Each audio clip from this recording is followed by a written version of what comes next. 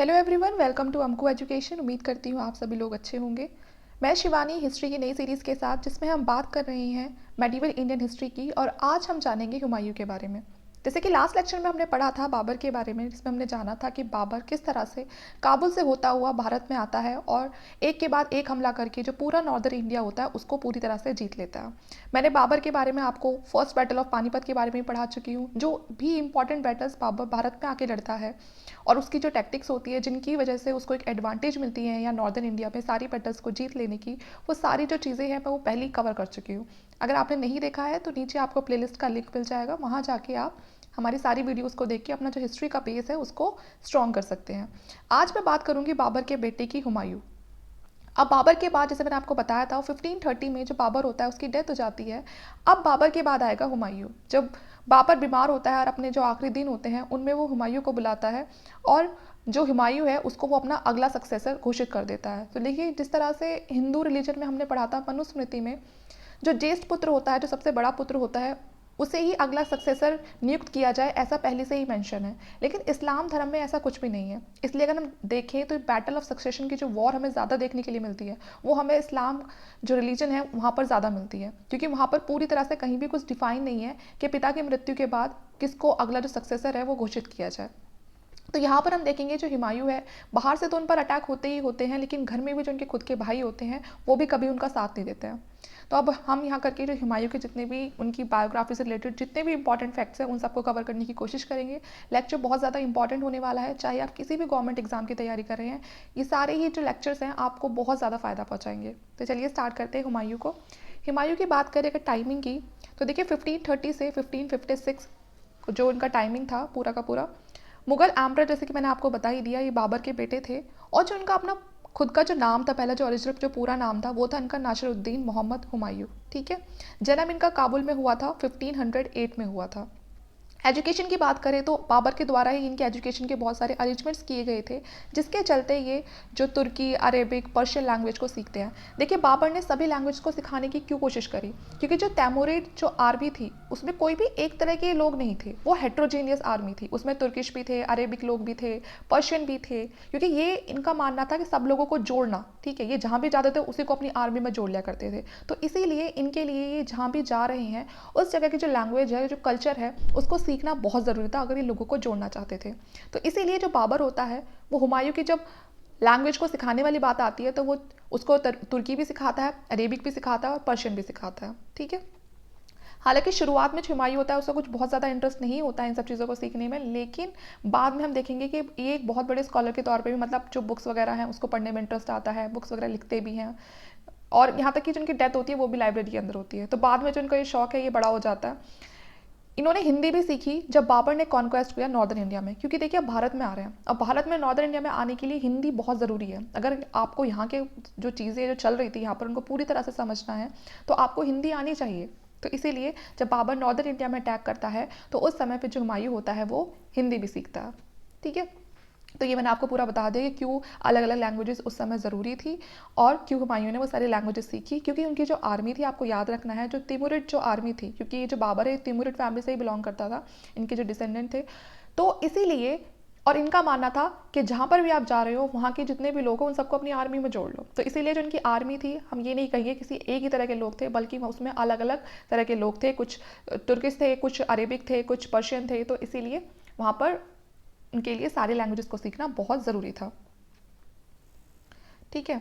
अब बात करते हैं कि देखिए हुमायूं था, उसे शुरू से ही ना बड़ा एक्सपीरियंस मिल गया था बड़ी बड़ी बैटल्स को लड़ने का। हालांकि जब उसके फादर की डेथ होती है, जब बाबर की डेथ होती है, कोई ज़्यादा बुजुर्ग नहीं होता है कि जब उसकी डेथ होती है, वो आसपास के 40 के आसपास ही होता है जब उसकी डेथ हो जाती है। उस समय जो हुमायूं होता है वो मुश्किल से वो 18 साल का होता है। तो ऐसा कहते हैं कि बाबर और जो हुमायूं दोनों ही ना बड़े ऐसे थे कि मतलब खाने पीने वाले शौकीन इंसान थे, नशा वशा करके रखते थे। तो इसी वजह से थोड़ी जल्दी डेथ हो गई, थोड़ी वीकनेस आ गई। ठीक है। एक्सपीरियंस इसको बहुत जल्दी मिल गया था जब इसने बैटल देखा था, पानीपत की जो बैटल है उसको देखा था।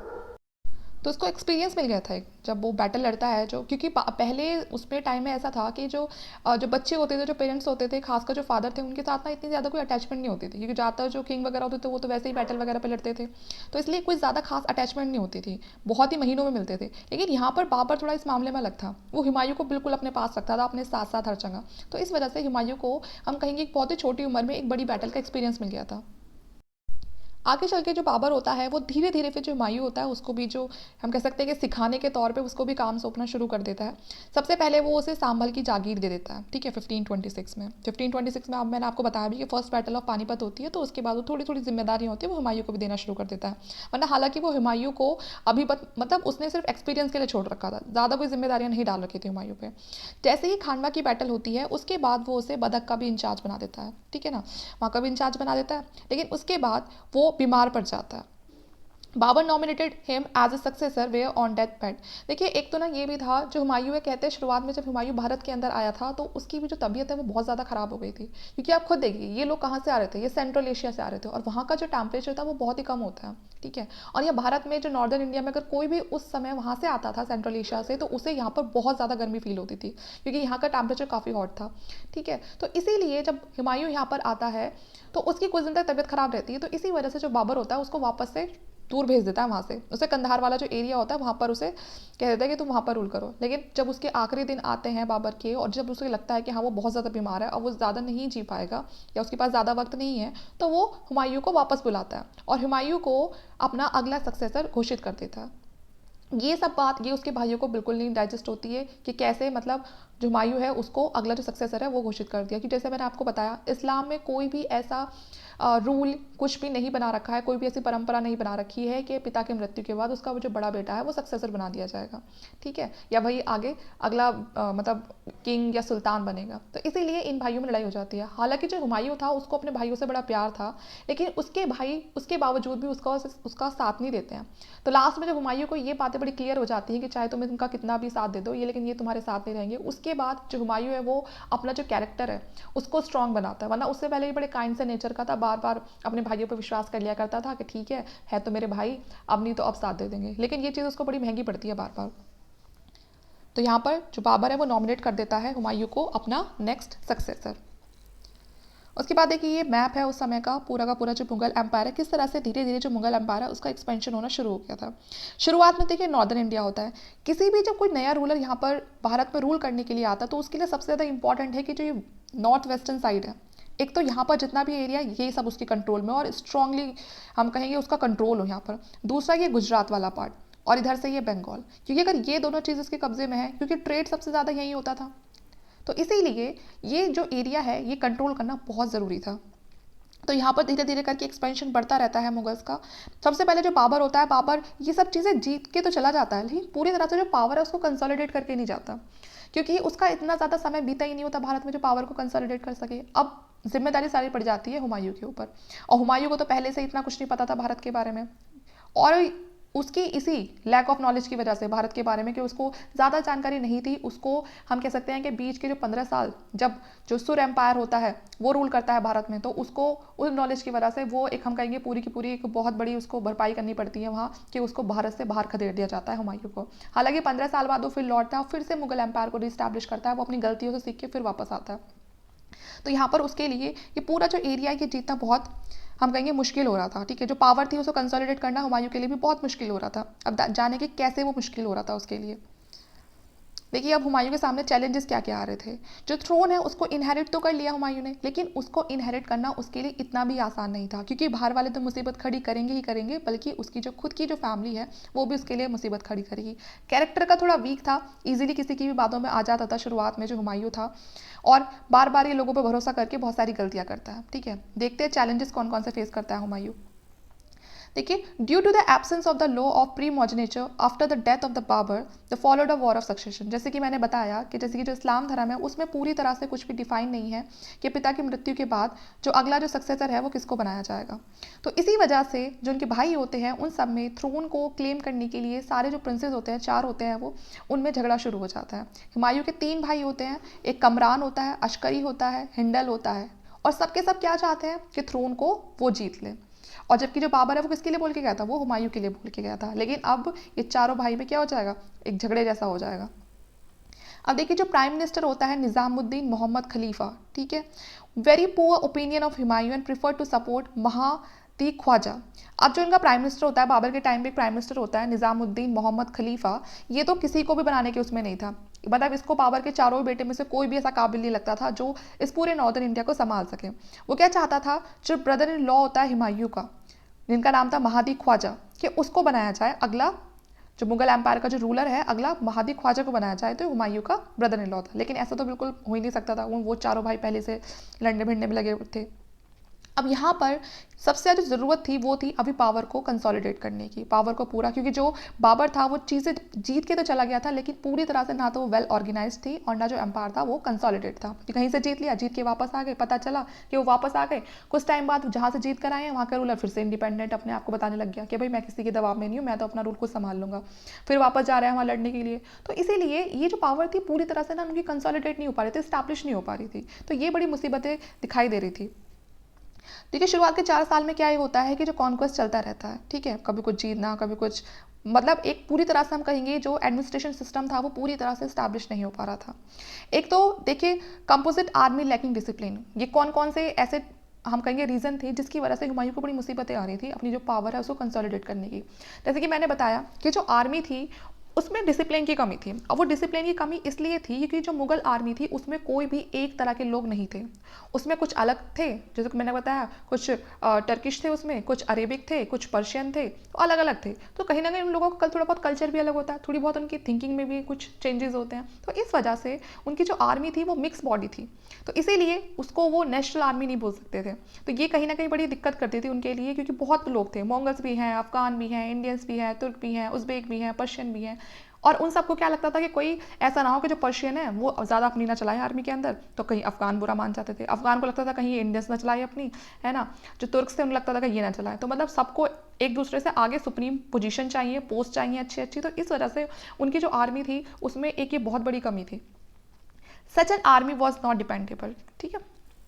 अब देखिए उसके बाद अनरिलेबल नॉबिलिटी, जो हुमायूं के जो खुद के जो कोर्ट के जो नॉबल्स थे वो भी पूरी तरह से उसके लिए वफादार नहीं थे। मतलब उसके भाइयों की तो नज़र थी ही थी, जो उसका जो हम कह सकते हैं थ्रोन है उसके भाइयों की तो नज़र थी उस पर, साथ में जो उसके कोर्ट के खुद के नॉबल्स थे वो भी ये चाहते थे कि हम बैठ जाएं। तो इसलिए अब बताओ उसका साथ कौन देगा, उसके खुद के भाई उसके साथ नहीं है, उसके नॉबल्स उसके साथ नहीं है। तो इसीलिए जो नॉबल्स थे मतलब वो भी कभी ये नहीं चाहते थे कि जो मुगल जो बाबर के खुद के बेटे हैं ये भी उस पर बैठ जाए। तो उसके भाइयों से ज़्यादा खतरनाक तो उसके लिए उसके नॉबल्स हो रहे थे। उसके जो खुद के 3 भाई थे ऊपर से वो अलग से, मतलब अगर ये चारों भाई मिलके अच्छे से रूल करते, एक दूसरे का साथ देते, तो उनके लिए बहुत ईजी हो जाता पूरी पावर को कंसोलिडेट करके रखना। लेकिन यहाँ पर नॉबल्स के साथ अलग झगड़े चल रहे हैं, उनके उनके जो भाई हैं उसके साथ अलग झगड़े चल रहे हैं। तो इन सभी डिफिकल्टीज़ को फेस करके पावर को एक साथ रखना हुमायूं के लिए बहुत ज़्यादा मुश्किल हो रहा था।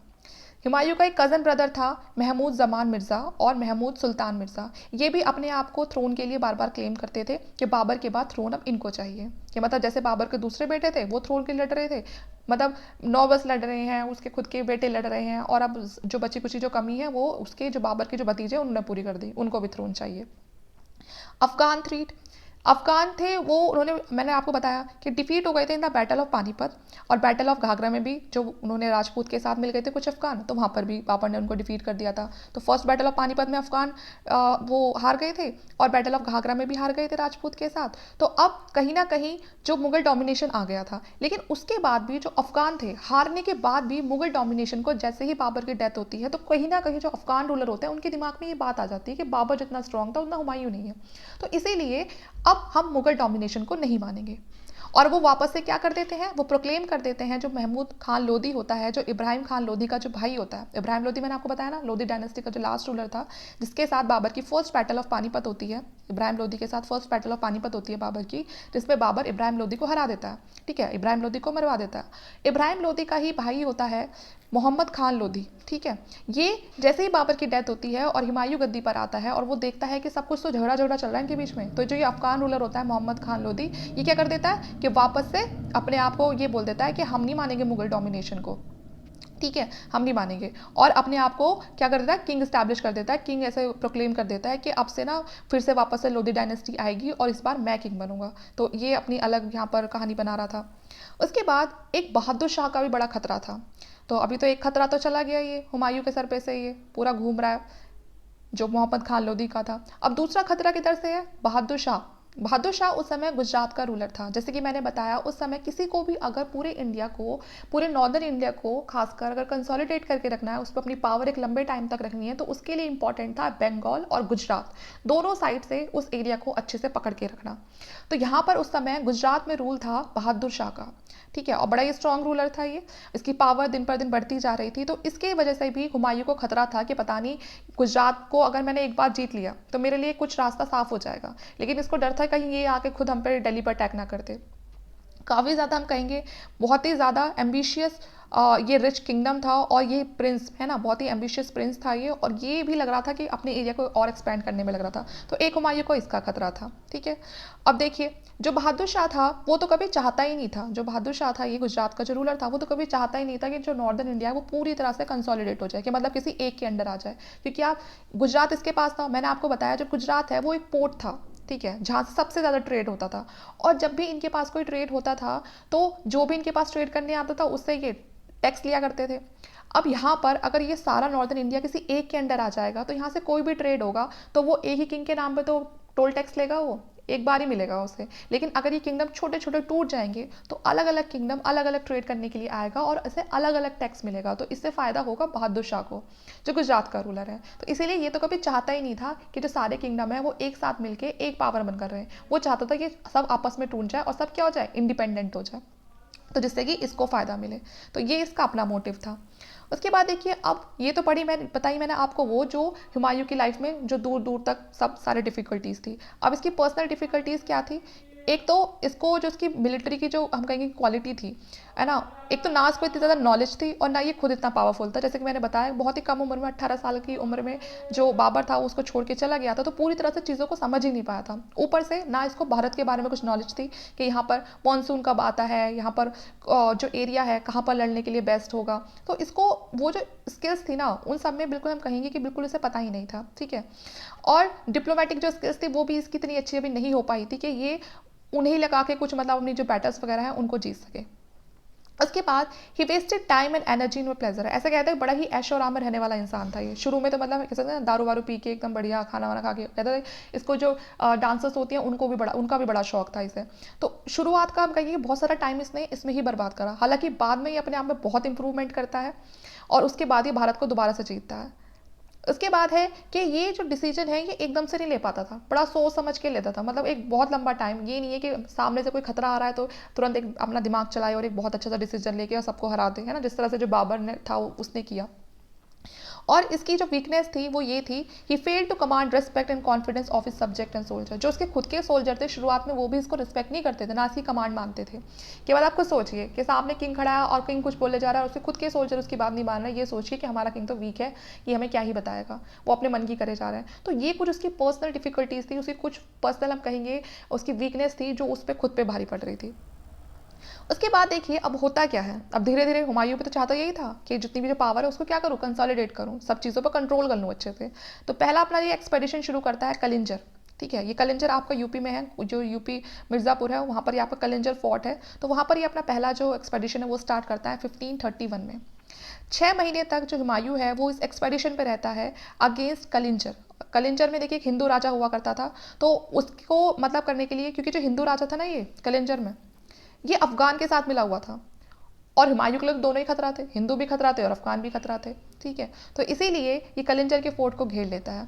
After a siege of 6 month the raja submitted. अब देखिए 6 महीने तक ये उसे किले को घेर के खड़ा रहता है। 6 महीने तक वो जो राजा होता है वो बाहर नहीं आता। लेकिन अब एक ना एक टाइम तो ऐसा आएगा ही ना कि जो फोर्ट है उसके अंदर सब कुछ सामान खत्म हो जाएगा, तो जो राजा होता है यहाँ पर सबमिट करने के लिए तैयार हो जाता है। लेकिन सबमिट कोई ऐसे नहीं करता, वो दोनों के बीच में एक ट्रीटी हो जाती है पीसफुली, है ना। और वो कहता है ठीक है तुम्हें जो चाहिए तुम हमसे ले लो, थोड़ा बहुत वो हम कह सकते हैं कि ले दे के इन्होंने मामला शांत कर लिया। लेकिन यहाँ पर जो बाकी जो दूसरे जो राजा थे उनको ये पता चल गया था कि हुमायूं इतना ज़्यादा स्ट्रॉन्ग या इतना ज़्यादा कैपेबल रूलर नहीं है जितना बाबर था, क्योंकि बाबर तो इतना वक्त ले ही नहीं रहा था। बाबर तो सीधा एकदम से जाता था और वॉर ख़त्म करके सब कुछ लूट के, है ना, और उस एरिया को भी अपने अंडर करता था। लेकिन यहाँ पर हुमायूं वो काम नहीं कर पाया। तो सबके पास एक तरह से इनडायरेक्टली ये मैसेज पहुंच गया कि हुमायूं इतना स्ट्रॉन्ग है ही नहीं कि वो किसी भी मतलब राजा को इतने हद तक दबा सके या उसको पूरी तरह से उसकी जो डायनेस्टी है उसको ख़त्म कर सके।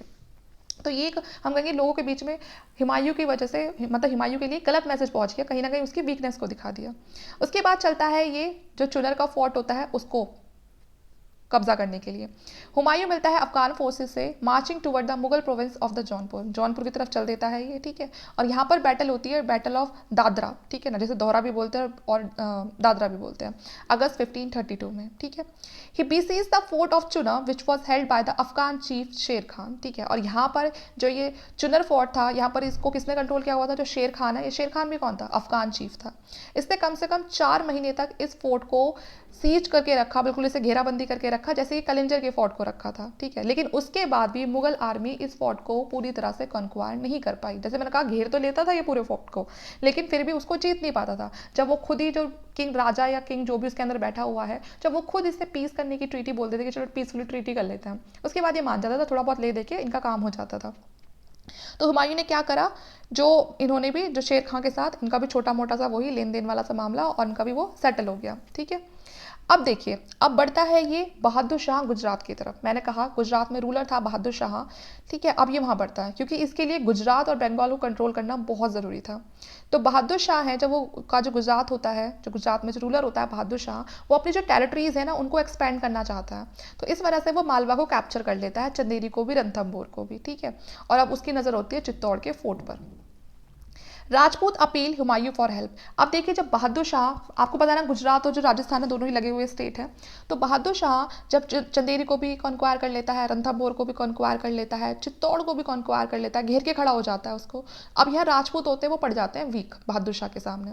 तो राजपूत मदद के लिए बुलाते हैं हुमायूं को, ठीक है। और हुमायूं चल देता है चित्तौड़ की तरफ, ठीक है। लेकिन यहाँ हुमायूं का ने ना थोड़ा एक ट्रिक सी लगाई। उसने कहा कि अगर मैं राजपूतों की मदद करूंगा तो ये जो बहादुर शाह है, तो मतलब ये अगर इसने राजपूत को हरा देगा तो ये मुझे भी हरा देगा, क्योंकि मेरे पास कौन सा बहुत तकड़ी आर्मी है। तो ये सोचता है कि पहले ना इन दोनों को लड़ने देता हूँ, पहले राजपूतों को और जो ये बहादुर शाह है गुजरात का, इन दोनों को लड़ने देता हूँ, और फिर उसके बाद ये दोनों थोड़ा वीक हो जाएंगे, राजपूत हार जाएंगे या फिर जो भी है वो बाद में बात पता चलेगा। लेकिन कहीं ना कहीं ये इस बैटल के बाद थोड़े टायर्ड हो जाएंगे, ठीक है ना, हाँ थोड़े थके से हो जाएंगे। और उसके बाद जब बहादुर शाह वापस से गुजरात जाएगा, है ना, जीतने के बाद भी अपने स्टेट तो जाएगा ही, उसके बाद मैं इसको रास्ते में घेर लूंगा और फिर मैं इससे वहाँ पर बैटल करूंगा। तो ये ट्रिक होती है। हालांकि ये ट्रिक राजपूत को नहीं पता होती है। राजपूत को ये लगता है कि जो हुमायूं है वो पर्सनली हमारी मदद कर रहा है, और जो हुमायूं का मोटिव क्या था कि उधर मैं गुजरात को भी जीत लूंगा और इधर मैं चित्तौड़ को भी जीत लूंगा।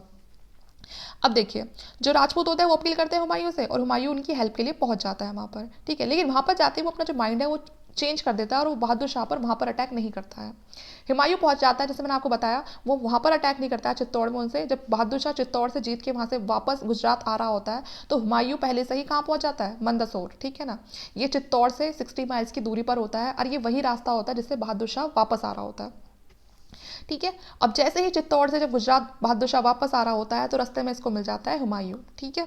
बहादुर Shah also reach Mandsaur but fled away and took shelter in the fort of Mandu. अब बहादुर शाह को जैसे ये बात पता चलती है कि हुमायूं तो पहले ही वहाँ पर खड़ा है और अभी फिलहाल उसके पास इतनी हिम्मत नहीं है कि वो उससे कोई भी बैटल कर सके, तो वो वहाँ से भाग जाता है। वो अपने जो गुजरात है वहाँ पर पहुँच ही नहीं पाता, क्योंकि वही रास्ता था जाने का और हुमायूं उसको जाने नहीं देता। तो इसीलिए वो शेल्टर के लिए चला जाता है मांडू, ठीक है। जो मांडू फोर्ट है वो वहाँ पर चला जाता है। उसके बाद जो हुमायूं होता है वो भी उसको ढूंढने के लिए चला जाता है। मांडू से जो बहादुर शाह होता है वो भागकर फिर जो चंपनेर होता है, कैम्बे होता है, और फाइनली फिर गोवा से होकर आता है। मतलब वो अपना जो रूट है उसको पूरी तरह से चेंज कर लेता है। By that time the entire Malwa and Gujarat had come under Humayun. और इसी का फायदा उठाते हुए, क्योंकि भाई जो बहादुर शाह था वो तो जगह जगह अपने आप को बचाने के लिए घूमता फिर रहा था, तो इस वजह से जो हुमायूं होता है, जो उसका एरिया होता है मालवा और गुजरात, जो अभी तक बहादुर शाह का था, अब वो किसका हो गया है? अब वो हो चुका है हुमायूं का। अब यहाँ पर जो हुमायूं सबसे बड़ी गलती करता है वो ये है, क्योंकि मैंने कहा हुमायूं को अभी तक पता नहीं था कि उसके भाई से बड़ा धोखा करेंगे, जब जरूरत पड़ेगी तो वो उसका साथ नहीं देंगे। वो हुमायूं प्यार प्यार में अपने भाई के साथ वो गवर्नर बना देता है, जो उसका भाई होता है अश्करी, उसको गवर्नर बना देता है गुजरात का, ठीक है। अब होता क्या है, जो अश्कर ये वो तो कैपेबल होता ही नहीं है कि वो गुजरात को संभाल के रख सके, तो बहादुर शाह इसी बात की एडवांटेज लेता है और वापस से गुजरात को कैप्चर कर लेता है, और जो ये अश्करी होता है इसको वहाँ से भगा देता है। ठीक है। जो मालवा होता है उसको भी ऑक्यूपाइड कर लिया जाता है in the name of Bahadur Shah. जो मल्लू खान होता है वो उस मालवा को भी कैप्चर कर लेता है और वो बहादुर शाह का ही आदमी होता है। तो इस तरह से जो हुमायूं ने बड़ी मेहनत से गुजरात जीता और मालवा जीता, अब वो वापस से किसके पास पहुंच गया, बहादुर शाह के पास पहुंच गया, क्योंकि हुमायूं का भाई इतना कैपेबल होता ही नहीं है कि वो उस एरिया को संभाल सके। अब हुमायूं चलता है आगे। ठीक है। अब गुजरात तो जीत लिया था उसने, अब उसको क्या पता था वो हाथ से निकल जाएगा, लेकिन यहाँ पर वो चलता है बैटल ऑफ चौसा। ठीक है। 1539 में ये बैटल होती है बिहार में। ठीक है। ये चौसा आपका बिहार में है, और ये होती है मुगल एम्परर हुमायूं के बीच में और शेर शाह सूरी के बीच में। ये शेर शाह सूरी वही है जिसका अभी मुगल टाइम के बीच में कुछ टाइम के लिए जो सुर एम्पायर है वो स्टैब्लिश होता है, तो उसको स्टैब्लिश करने वाला ये शेर शाह सूरी ही होता है। ठीक है। इसको शेर खान के नाम से भी जाना जाता है। He was defeated in Chausa by Sher Shah Suri. तो 1539 में जो बैटल ऑफ चौसा होती है उसमें जो हुमायूं है वो हारा जाता है, और हराने वाला कौन होता है, शेर शाह सूरी होता है। आर्मीज of Sher Shah and Humayun lay facing each other for the 3 month. कम से कम 3 महीने तक इनकी बैटल चलती है। 3 महीने तक इनकी जो आर्मी है वो आमने सामने खड़ी रहती है, अप्रैल से लेकर जून तक। और हम कह सकते हैं neither of them took up the offensive. और ये जो बैटल थी ये मतलब हम नहीं कहेंगे कि बहुत ज़्यादा एकदम ऐसी थी कि उसमें बहुत सारे लोग मर गए वो मर गए, बस 3 महीने तक खड़े रहे, क्योंकि इसमें मारने की ज़रूरत ही नहीं पड़ी। अभी हम बताइए क्यों ज़रूरत नहीं पड़ी। जो शेर शाह था बड़ा दिमाग वाला इंसान था, क्योंकि वो तो यहाँ पर काफ़ी टाइम से रह रहा था। जो शेर शाह था वो तो अफगान था, और अफगानों की तो यहाँ पूरी डायनेस्टी चल रही थी काफ़ी साल से, तो उनको तो पता था कि यहाँ पर मानसून कैसा होता है, इंडिया का क्लाइमेट कैसा है, तो वो इसी बात का फ़ायदा उठाता है, क्योंकि हुमायूं को ये बात पता नहीं होती है। अब देखिए होता क्या है, दोनों के बीच में जब एक शुरुआत में तो क्या होता है, सब कुछ ना बड़ा ठीक हो जाता है।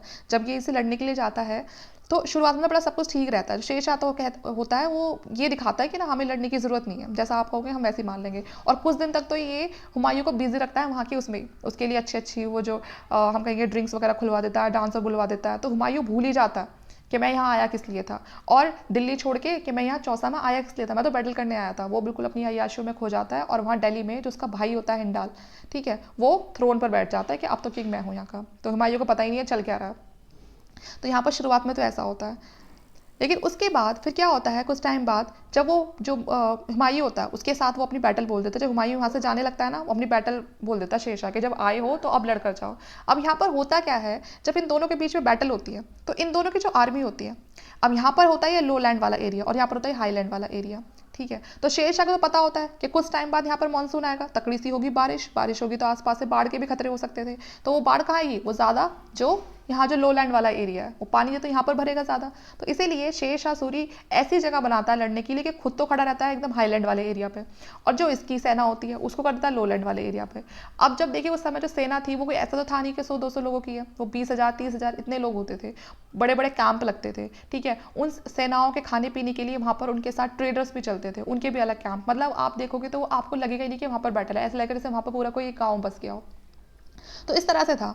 अब उसको ये बात पता ही नहीं थी, अफगान चीफ को तो ये बात पता थी कि रेनफॉल आएगी और ये लो लैंड वाला पार्ट मुझे लड़ने की जरूरत भी नहीं, यहाँ पर तो खुद पानी भर जाएगा, खुद इनकी सेना भाग निकलेगी यहाँ से। ठीक है। और वैसे ही होता है, जो मुगल इनकैम्पमेंट होते हैं वो लो लैंड एरिया में होते हैं, गंगा के बीच में, और एक रिवर और होती है करमानसा रिवर। ठीक है ना, ये वेस्ट में होती है और गंगा के बीच में ये अपने जो कैंप वगैरह लगा के रखते हैं। इसको पता ही नहीं होता हुमायूं को कि यहाँ पर बारिश होने वाली है, और इस वजह से फिर यहाँ पर क्या होता है, बहुत ज़्यादा बारिश होती है, फ्लड आ जाता है, और जिस वजह से जो पूरी जो आर्मी होती है इनकी, उनको वहाँ से भाग निकलना मुश्किल पड़ जाता है। ठीक है। और इसी बात का फ़ायदा देख के जो शेर शाह होता है, एक तो वो पहले से परेशान है, ऊपर से मुगलों पर उस समय फिर वो अटैक भी कर देता है। उसके बाद जो अफगान आर्मी होती है उसको ये शेर शाह होता है, ये 3 पार्ट्स पे डिवाइड करके रखता है, 3 डिवीज़न करता है, क्योंकि इसको तो पहले से पता था कि यहाँ क्या होने वाला क्या नहीं, तो ये तो पूरी तैयारी के साथ था। अगर कोई कंफ्यूज था तो वो था हुमायूं। तो ये अपनी जो सेना होती है उसको 3 पार्ट्स में अपनी आर्मी ये 3 डिवीज़न कर देता है। एक होता है इसका खुद के बेटा सन जलाल खान, ठीक है, एक उसका ग्रेटेस्ट जनरल होता है खवास खान, ठीक है, एक होता है जिसपे एक मुगल होता है, ठीक है ना। तो ये क्या करते हैं, उन मुगलों पे अटैक कर देते हैं। ठीक है। तो इस तरह से, और एक को डिवीज़न को ये खुद जो शेर शाह होता है ये खुद उसको लीड कर रहा होता है। तो इस तरह से 3 डिवीज़न हो गई। एक डिवीज़न वो जिसको शेर खान लीड कर रहा है, दूसरा जिसको उसका बेटा लीड कर रहा है जलाल खान, और तीसरा जिसका उसको खुद का जनरल कर रहा है खवास खान। और अब ये तीनों मिलकर मुगल को 3 डायरेक्शन से घेरेंगे। जो पूरी की पूरी मुगल आर्मी होती है बहुत बुरी तरह से यहाँ पर हार जाती है। हुमायूं को भी यहाँ से भाग निकलना पड़ता है, और भाग कर वो कहाँ जाता है, वो जाता है आगरा। ठीक है। क्योंकि यहाँ पर तो अब यहाँ कुछ बचा नहीं है भाई, चौसा में तो बहुत बुरी तरह से हार गया वो, अब वो भाग कर जाता है आगरा। ठीक है। In the battle fell 8,000 Mughal troops and a number of Mughal notables including Muhammad Zimain Mirza either killed or dropped। तो उसमें कहते हैं कि कम से कम 8,000 मुगल ट्रूप्स ऐसे थे कि जिनका पता ही नहीं चला कि वो मर गए, पानी में बह गए, और उसमें से एक उनका खुद का, हम कह सकते हैं एक इम्पॉर्टेंट उनका सेनापति भी होता है मोहम्मद ज़मीन मिर्ज़ा, उसका भी नहीं पता चलता कि वो उस फ्लड में बह गया या फिर मारा गया। तो इस तरह से जो शेर खान होता है वो बिना ज़्यादा मारा मारी करे ही इनकी जो पूरी सेना होती है उसको हरा देता है। अब बात करते हैं बैटल ऑफ कन्नौज की, जो 1540 में होती है। 1539 में क्या हुई? बैटल ऑफ चौसा हुई, जहाँ पर हुमायूं फिर हार गया। अब 1540 में होती है बैटल ऑफ कन्नौज। अब देखिए, जब by the victory at the Chausa Sher Khan ambition was immensely widen. अब जब चौसा में शेर खान जीत गया तो अब होता है ना, इंसान अगर एक बार जीत जाए तो उसके जो हौसले होते हैं वो बुलंद हो जाते हैं। तो यहाँ पर शेर खान के वही हुए। अब जो Afghan noble press Sher Khan to assume full sovereignty and he assume the title Sher Shah prepare to march Delhi and Agra. अभी तक तो चौसा में खुश था शेर खान, लेकिन अब जैसे उसने हुमायूं को हराया, अब उसकी नज़र पहुंच गई दिल्ली और आगरा पे। ये मैं क्या करूँगा, अब मैं दिल्ली को भी जीतूंगा और मैं आगरा को भी जीतूंगा। ठीक है, जो बैटल ऑफ चौसा थी उसने कन्विंस कर दिया हुमायूं को, मतलब जो शेर खान था ना, उसको लगा कि अब मैं ना हरा सकता हूँ हुमायूं को। अब तक तो ये था कि पता नहीं हरा पाऊंगा या नहीं हरा पाऊंगा, लेकिन अब हुमायूं की ऐसी हालत देखी, जो शेर खान था वो फुली कॉन्फिडेंट था इस बारे में कि अब वो हुमायूं को हरा देगा और दिल्ली और आगरा को भी बड़ी आसानी से जीत लेगा। जैसे ही जो हुमायूं है वो आगरा पहुंचा, ठीक है, and spite of his best effort failed to secure the cooperation of his brother, क्योंकि अब देखो उसके पास कोई सहारा नहीं बचा था। जब वो बैटल ऑफ चौसा से भागा, उसकी जो आर्मी थी वो भी पूरी तरह से हार चुकी थी। बड़ी मुश्किल से जान बचा के वो आगरा तक पहुंचा। उसको ये लगा था कोई साथ दे ना दे, लेकिन जो मेरे भाई हैं वो मेरा साथ देंगे। लेकिन इतने सारे एफर्ट्स करने के बाद भी अपने भाइयों को भी उसने, जो ऐसा नहीं था कि पूरा जो नॉर्दर्न इंडिया था वो हुमायूं ने अपने कब्जे में करके रखा था, बल्कि उसको बाबर समझा के जाता है कि अपने भाइयों का ख्याल रखना, और हुमायूं ऐसा करता भी है। वो उनको भी कंधार का रूलर बना देता है, अपने एक भाई को सिंध का रूलर बना देता है, और एक को मैंने बताया वो गुजरात दे देता है। लेकिन उसके बाद भी जो उसके भाई होते हैं वो उसका साथ देने के लिए बिल्कुल मना कर देते हैं। और जैसे तैसे करके जो हुमायूं होता है वो अपनी आर्मी को फिर से मेंटेन करता है, फिर से मैनेज करके शेर खां के अगेंस्ट वो लड़ाई करने के लिए आता है, जब शेर खान दिल्ली और आगरा पर अटैक करना चाहता है। तो सब खाली अकेला हुमायूं कर रहा था। अब देखिए होता क्या है, अब जो शेर खान होता है उसको ज़्यादा वक्त नहीं लगता है दिल्ली को ऑक्यूपाई करने में। Humayun had to move towards Kannauj with his army in order to check the advance of his advisory, and he set up his military camp at the Kannauj। अब देखिए जो हुमायूं होता है वो जो अपने कैंप वगैरह है वो कन्नौज में लगा लेता है अप्रैल 1540 में, और जो शेर खान होता है वो भी अपनी आर्मी को वहीं पर ले आता है। दोनों फोर्सेस आपस में कम से कम एक महीने तक लड़ती हैं, and during this period Humayun's army swelled up to the 2 lakh and almost most of his men were poorly equipped and were not trained। क्योंकि देखिए अभी मैंने कहा कि उसकी जो अच्छी खासी ट्रेन आर्मी होती है वो तो बैटल ऑफ चौसा में हार जाती है, फिर जाता है वो अपने भाइयों के पास, भाई साफ साफ मना कर देते हैं। तो जब वो कन्नौज की बैटल में आता है यहाँ पर लड़ने के लिए वापस से शेर खान से, तो यहाँ पर वो क्या करता है, उसके पास जो आर्मी होती है ना वो अब फुली ट्रेन होती ही नहीं है। वो पूरी तरह से ना ट्रेन होती है, ना पुअरली इक्विप्ड होती है, उनको हथियार चलाने नहीं आ रहे, कुछ नहीं आ रहा, क्योंकि इस बार उसने लोगों को ऐसे ही भर लिया था कि बस कैसे भी करके आर्मी बन जाए और शेर खान के सामने मैं खड़ी कर दूँ। तो इस चीज़ का भी बड़ा भुगतान भरना पड़ता है उसको। और होता क्या है, फिर 1540 में बहुत तगड़ी बारिश होती है और जो मुगल कैंप होते हैं वो फिर से फ्लड में बह जाते हैं। ठीक है, तो यहाँ पर भी उसके साथ वही होता है जो बैटल ऑफ चौसा में हुआ, क्योंकि मैंने कहा ना उसको अंदाज़ा ही नहीं था यहाँ की लैंड का, है ना, यहाँ की बारिश का, फ्लड का, कि भाई यहाँ से भी रिवर निकल रही है, पता चला कि बारिश तेज हो गई तो उस रिवर में से पानी आ जाएगा। तो उसको यहाँ की जो ज्योग्राफी थी इंडिया की वो उसको क्लियर ही नहीं थी, तो इस वजह से वो बार बार हारा जा रहा था। अब देखिए होता क्या है, as the Mughal were preparing to shift to a higher place Sher Shah order his troop to launch the attack. और जैसे ही जो मुगल्स थे वो कोशिश भी करते थे कि अपनी आर्मी को लेकर किसी हाईलैंड वाले एरिया पे जाएं, तो शेर खान को पता था कि अगर ये ऊपर वाले एरिया पे पहुंच गए तो इनके लिए जीतना आसान हो सकता है। तो इसीलिए वो जैसे ही वो ऊपर बढ़ने की कोशिश करती थी, मुगल आर्मी ऊपर वाले एरिया पे जाने की कोशिश करती थी, जो शेर खान था वो अपनी आर्मी को बोलता था करो अटैक, गिराओ उन्हें नीचे। On 17 May 1540 battle of Kannauj was out. ठीक है, और 17 मई 1540 को जो बैटल ऑफ कन्नौज है वो लड़ी गई, जिसमें जो मुगल आर्मी थी वो पूरी तरह से, मतलब हम कहेंगे कि बहुत ही बुरी तरह से डिफीट की जाती है अफगान के द्वारा, शेर खान के द्वारा। बहुत सारे जो सोल्जर्स होते हैं वो अपनी जान बचाने के लिए वो बिना लड़े ही भाग जाते हैं, क्योंकि उनको पता था कि अगर लड़ भी लिए तो फिर भी मारे जाएंगे, जीतेंगे तो है नहीं, तो पहले ही भाग जाओ। इसीलिए बहुत सारे भाग जाते हैं, बहुत सारे फ्लड की वजह से गंगा में बह जाते हैं, और यहाँ भी पूरी तरह से जो विक्ट्री होती है वो शेर खान की विक्ट्री होती है। तो अभी हमने देख लिया बैटल ऑफ चौसा भी जीत दिया शेर खान, और ये बैटल ऑफ कन्नौज भी जीत दिया। याद रखनी है, आपको डेट याद रखनी है कि बैटल ऑफ चौसा कब हुई थी। बैटल ऑफ चौसा आपकी 1539 में हुई थी। ठीक है, और ये बैटल ऑफ आपकी कन्नौज कब हुई थी, ये आपकी 1540 में हुई थी। और दोनों ही बैटल किसने जीती थी, शेर शाह ने जीती थी। और दोनों बैटल किसके बीच में हुई थी, हुमायूं और शेर शाह के बीच में हुई थी। उसके बाद जो हुमायूं है, हुमायूं इन एग्जाइल, अब यहाँ से उसको भागना पड़ता है, उसको भारत को ही छोड़ के भागना पड़ता है। 1540 से 1555 तक जो हुमायूं है वो एग्जाइल पर रहता है। After his defeat in the battle of Kannauj Humayun return back to Agra but he was just by the Sher Khan. वापस से हुमायूं क्या आता है, आगरा में आता है, जब बैटल ऑफ कन्नौज हार जाता है वापस से आगरा आता है, लेकिन इस बार शेर शाह उसको टिकने नहीं देता वहाँ पर भी, आगरा में भी। वो अब भाग निकलता है लाहौर की तरफ, अब वो लाहौर में भाग जाता है। शेर शाह अब दिल्ली भी ऑक्यूपाई कर लेता है और आगरा भी ऑक्यूपाई कर लेता है। और ये मान के चलिए हुमायूं की इतनी ज़्यादा हालत ख़राब हो गई थी, लेकिन अब भी जो उसके भाई थे उसका साथ देने के लिए बिल्कुल भी तैयार नहीं थे। ये देखिए ये इस तरह से कि वो उसने कैसे अपनी जान बचाने के लिए वो धीरे धीरे भागता है। तो यहाँ पर वो पहले मैंने आपको बताया, यहाँ पर पहले बैटल ऑफ चौसा होती है, ठीक है, ये पहले तो ये चुनर वाला फोर्ट होता है, यहाँ पर कोशिश करता है लेकिन यहाँ पर भी हार जाता है, ठीक है। फिर ये वापस दिल्ली आता है, फिर ये देखिए कलिंजर वाला होता है, यहाँ पर भी हार जाता है ये, ठीक है, मैंने आपको बताया। फिर उसके बाद ये वापस से यहाँ आगरा आता है, लेकिन आगरा में इसका कुछ काम नहीं बनता है। फिर यहाँ ये दिल्ली में आता है, और यहाँ पर भी ये देखिए जब दिल्ली में इसका भाई जो हिंडाल होता है वो दिल्ली का थ्रोन ऑक्यूपाई कर लेता है। कब? जब हुमायूं यहाँ से बैटल ऑफ चौसा के लिए जाता है, वो अपने भाई का पीछे फ़ायदा उठा के उससे मतलब हम कहेंगे उसको धोखा देके और वो थ्रोन पे बैठ जाता है। लेकिन बाद में शेर शाह आके हुमायूं को भी वहाँ से निकालता है और हिंडल को भी वहाँ से निकालता है।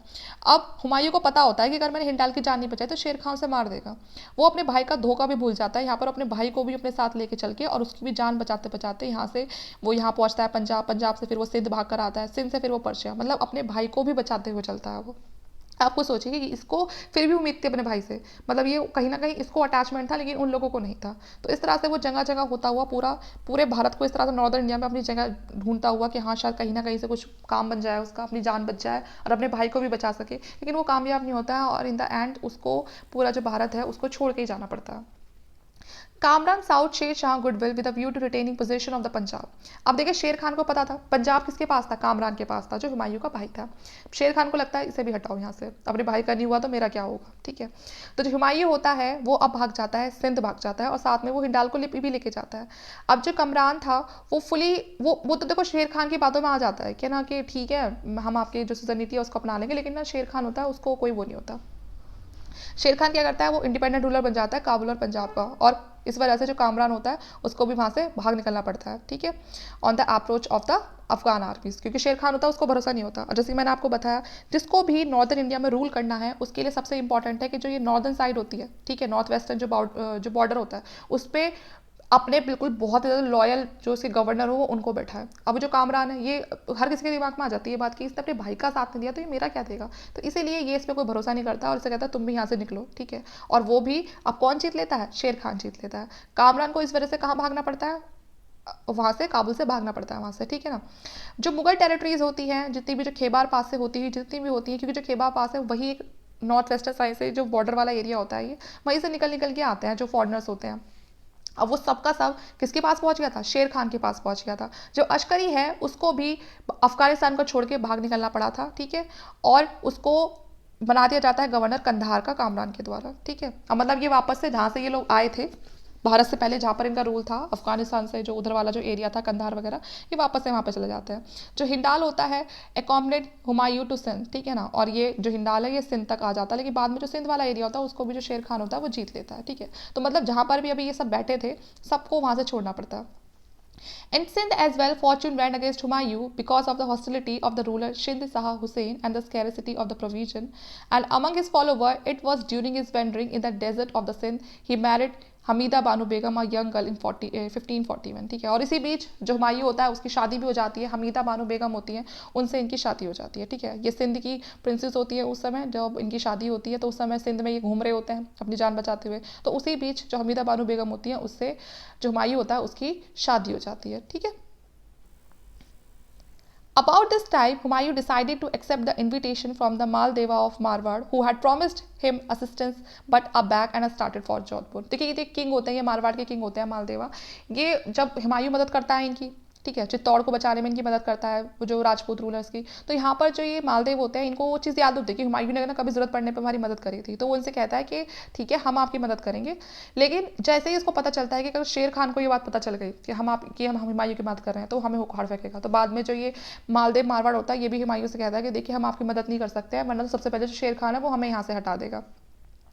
But in the change political situation Rajput prince was not prepare to offend Sher Khan by keeping the old promise with Humayun. जैसे मैंने आपसे कहा, फिर लास्ट में वो हुमायूं से मना कर देते हैं कि हम अपने प्रोमिस को पूरा नहीं कर पाएंगे क्योंकि शेर खान सबसे पहले हमें ही यहाँ से हटा देगा। अब पॉलिटिकल सिचुएशन पहले जैसी नहीं रही है, तो इसीलिए वो उसको मना कर देते हैं। तो इसीलिए जो हुमायूं है वो वापस से सिंध तक ही रह जाता है, अब वो भारत में आता ही नहीं है जल्दी से।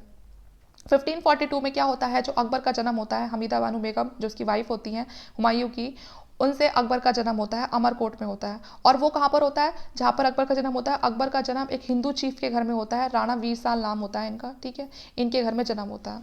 Enable to get any help from any quarter, Humayun decided to leave India for good. अब देखिए, हुमायूं को कहीं से भी कोई मदद नहीं मिल रही थी। ये जो चीफ वीरसाल थे, एक बार जो हुमायूं है वो उनकी मदद करते हैं, ठीक है, तो इसीलिए जो राणा वीरसाल होते हैं जरूरत पड़ने पर हुमायूं की भी मदद करते हैं।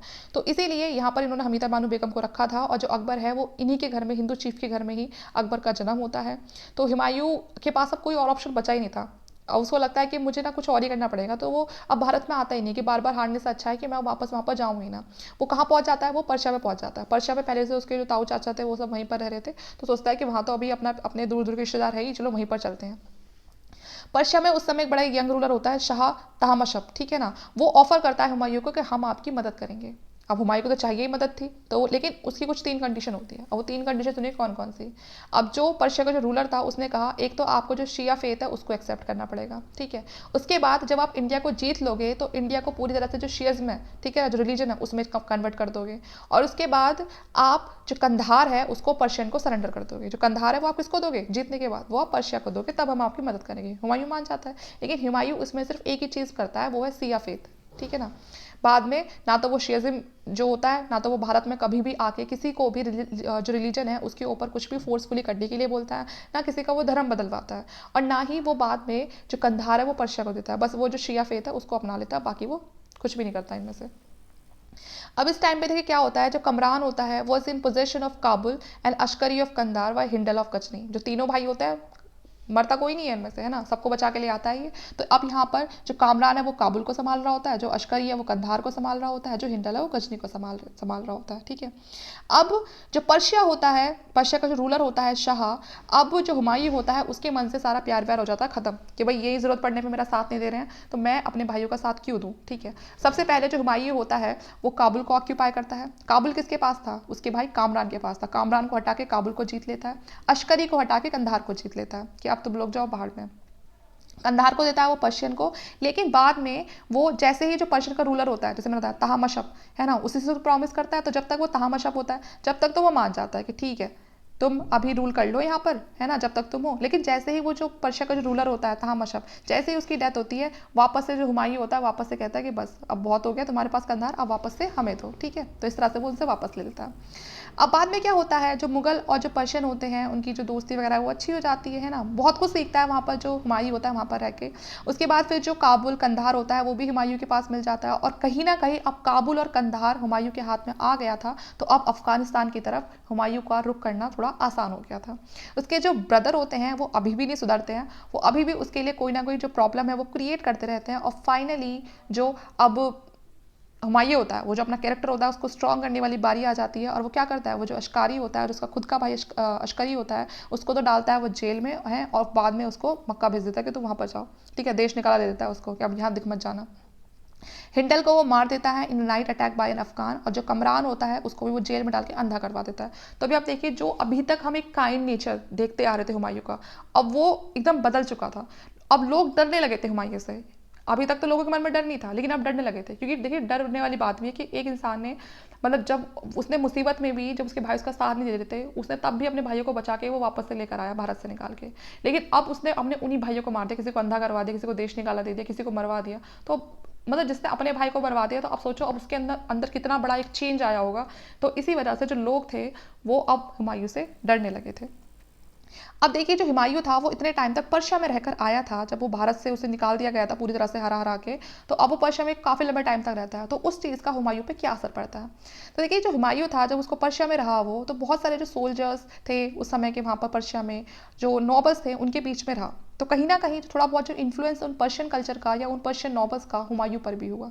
धीरे धीरे जो कल्चरल जो पॉलिटिकल इन्फ्लुएंस थे वो मुगल एम्पायर में भी देखे गए। जब मुगल एम्पायर यहाँ के स्टैब्लिश हो जाता है भारत में दोबारा से, तो वो उसमें बहुत सारी जो हम कहेंगे जो काम करने का जो तरीका था, जो एडमिनिस्ट्रेटिव सिस्टम था, वो काफ़ी हद तक मिलता जुलता था पर्शिया के कल्चर से।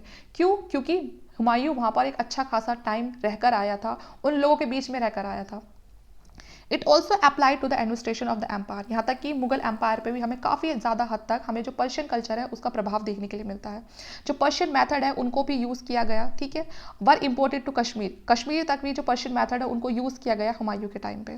जो सिस्टम है रिवेन्यू कलेक्शन का वो भी इम्प्रूव किया गया बाद में, जैसा पर्शियन में होता है, जो पर्शियन मॉडल है उसी के बेसिस पे भारत में भी रिवेन्यू कलेक्शन का जो सिस्टम था वो चलाया गया, ठीक है। जो पर्शिया की जो आर्ट है उसका तो बहुत ज़्यादा असर हुआ हुमायूं के ऊपर, और यहाँ तक कि जो पर्शियन स्टाइल की जो मिनिएचर पेंटिंग्स होती हैं बाद में वो भी मुगल टाइम में बहुत ज़्यादा बनवाई गई, ठीक है। जो चगताई लैंग्वेज थी बाबर के टाइम पे, मैंने आपको बताया था जो बाबर था उसको चगताई लैंग्वेज आती थी। क्यों आती थी? क्योंकि वो जिस खानदान से था, वो चगताई जो क्लैन था, मतलब जो चगताई था, जो चंगेज़ खान का दूसरा बेटा था, उसी की वो जनरेशन थी। तो उनकी जनरेशन में लैंग्वेज चलती थी जिसको बोलते थे चगताई लैंग्वेज। तो बाबर तो उसी खानदान में था, तो इसको चगताई लैंग्वेज आती थी। तो उसी चगताई लैंग्वेज में बाबर ने अपनी खुद की जो ऑटोबायोग्राफी थी वो लिखी थी। लेकिन बाद में देखिए फिर जो हुमायूं होता है वो पर्शिया में रहकर आता है, ठीक है। तो हुमायूं को तो आती थी ये लैंग्वेज, लेकिन बाद में जो हुमायूं है उसके ऊपर पर्शियन कल्चर का ज़्यादा प्रभाव पड़ा, और ये मानिए फिर धीरे धीरे इन लोगों में चेंजेस आते दिखे। यहाँ तक कि जो अकबर है उसको तो चगताई लैंग्वेज बोलनी भी नहीं आती थी। तो ये फ़र्क पड़ा। Later in life Humayun himself it's said to frequently use quotation from the Persian words, ठीक है। और उसके बाद जो हुमायूं था उसने बहुत सारा जो पोइट्री वाला काम है वो भी करा धीरे धीरे, क्योंकि वो सीख चुका था। अब उसका जो इंटरेस्ट है वो डेवलप हो गया था पर्शियन कल्चर में। It was during this period of wandering about without a kingdom that the best Humayun character came out, ठीक है। तो ये जो टाइम था, ये जो अभी देखा ना आपने, हुमायूं ने बड़ी आफत करी शुरू में कि इधर से उधर भाग रहा है, उधर से इधर भाग रहा है। तो कहीं ना कहीं ये चीज़ हमें ये दिखाती है कि अगर इंसान चाहे तो अपनी गलती से सीख के वापस से वो जो खो चुका है उसको वापस से जी सकता है। तो यही हमने हुमायूं के कैरेक्टर में देखा। Even during his rule over Afghanistan, he showed no grievance against his brother and was almost forced by his nobility to take the action of blinding Kamran after his repeated rebellion. यहाँ तक कि आप ये देखिए कि जब ये वापस से अफगानिस्तान को जीत लेता है, कंधार को जीत लेता है, तब भी ऐसा कहते हैं कि हुमायूं कभी नहीं चाहता था कि वो अपने भाइयों को अंधा कर दे या वहाँ से निकाल दे। लेकिन जो उसके नॉबल्स होते हैं वो उससे कहते हैं कि आप दोबारा फिर से वो गलती मत करो जो आप पहले से करके बैठे हो। तो इसीलिए हुमायूं उन सब के सुन के ये डिसीजन लेता है और अपने भाई को अंधा कर देता है या किसी को जेल में डलवा देता है और वहाँ से उनको एग्जाइल पे भेज देता है। अब रिस्टोरेशन कैसे करा हुमायूं ने, वापस से कैसे भारत में आया? तो धीरे धीरे जैसे मैंने आपको बताया अफगानिस्तान तक तो जीत ही लिया था। तो सबसे पहले तो अपने भाइयों को हटाता है, वो जो नॉर्थ वेस्ट पे कब्जा करके बैठे थे, और अब वो वापस से हिंदुस्तान में करता है घुसने की कोशिश, ठीक है। और उसको अपॉर्चुनिटी क्या मिलती है? उसको अपॉर्चुनिटी ये मिलती है कि शेर शाह जो होता है उसकी हो जाती है डेथ, ठीक है। और इसी बात का जब उसको हुमायूं को पता चलता है तो वो वापस से आ जाता है भारत कि अब ये सही टाइम है भारत को ऑक्यूपाई करने का।